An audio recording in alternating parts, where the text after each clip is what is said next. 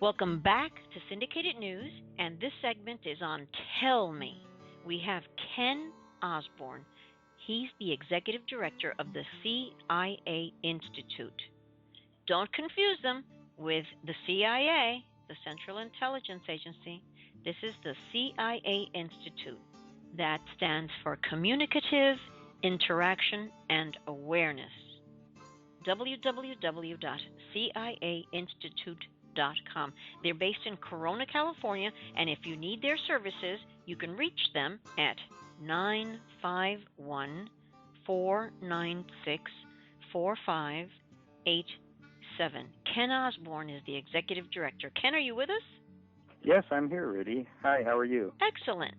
Ken, you're the author of the best-selling book, Stop the Lies. How'd you get to become an expert on lie detection, of all things? Well, Rudy, it's been an evolution over my lifetime. About 25 years I became interested in this material, and for years I had read books, went to seminars, studied behavior and communication skills, and over that time period I created a long list of behaviors that I would watch for personally in order to uncover deception and lies in others. And I gradually became pretty good at it. In fact, over the course of 20 years, I became a sales consultant and interviewed over 2,000 people face-to-face. And during those sales interviews that we now teach others. Now, Ken, for the members of our listening audience who might have an interest in your books, tapes, and seminars, are they all available on the website? Most of them are available on the website. If they want to attend one of our events, they can do that by contacting me through my email or from the website. They can contact me or through our phone number. What's your email address? My email address is getcia@aol.com. getcia@aol.com. And what about body language? Is there one behavior or gesture that always indicates a lie? There's a few that are very reliable. One of them in particular that you probably see every single day is a nose touch. When someone touches their nose, often it's because they have tiny erectile tissues in the end of their nose that engorge with blood. This happens during deception. Deception-related stress causes this particular event in our bodies, and it's a sensation that makes us want to stroke or touch that part of our body. And so sometimes when you see someone and you ask them a question, will my car need this particular repair? And the mechanic says, well, we think it does, and as he says that, he strokes his nose. That's a big red flag. That could mean that he's lying to you about what he just said. Sometimes it'll come slightly after they make the statement, sometimes during the statement. And then when we're younger, we rub our nose vigorously because those tissues are very delicate. But as we age, those tissues toughen, and sometimes we don't even need to touch the nose to relieve that stress. Sometimes just a wiggle in the nose or stroking our glasses up and down on the bridge of our nose, or perhaps even touching our cheek or stretching our cheek will satisfy that sensation. So as we age, the nose touch becomes more subtle. For younger people, especially children, it's very easy to see their nose touches. But that particular gesture is very indicative of deception.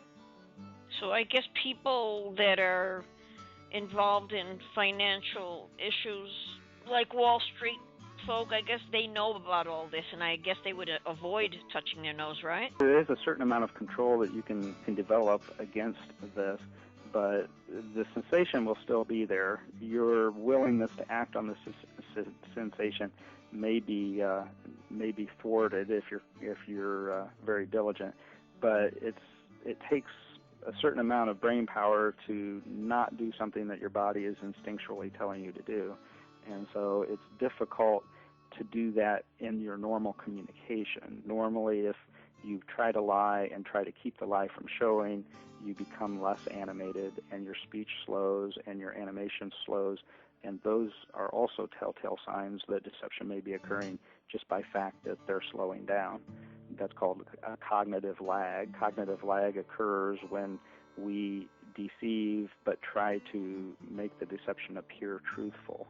And so when you run across someone that speaks at a relatively fast pace, and then during the important parts of the questioning they slow down in their speech significantly, that could be because of cognitive lag, and that could indicate deception as well. And I wanted to ask you about corporations needing your help.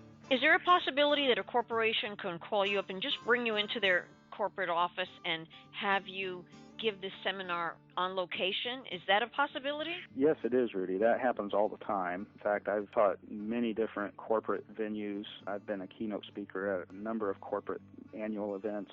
I've even spoken before law enforcement and even Homeland Security. So we do both corporate and law enforcement venues.